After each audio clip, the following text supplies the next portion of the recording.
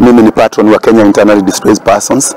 Rais wetu aliongelea kuhusiana na shida iliyoko katika idara za serikali, kwa mfano vile judiciary. Akaangazia akasema kuna baadhi ya majudges ambao ni corrupt.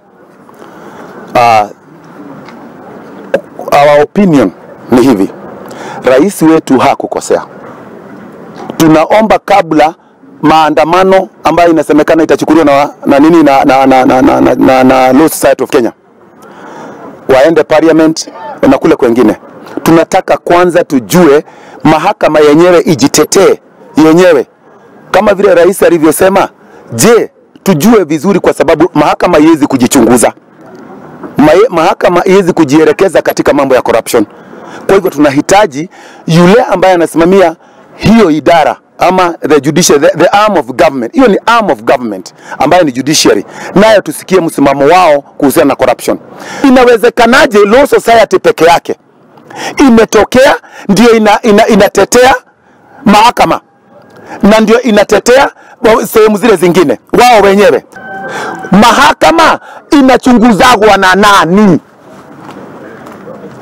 Ukienda kwa Judicial Service Commission, wao wenyewe. Ethics ni ya nini? Director wa criminal investigation ni wa nini?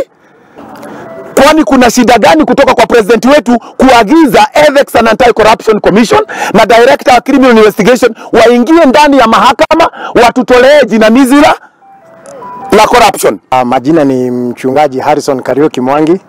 Kama mahakama ile ya juu ama koti tunaziheshimu na tunaamini tukifika pale kotini sisi kama raia ama kama Wakenya kweli tutaweza kupata haki yetu.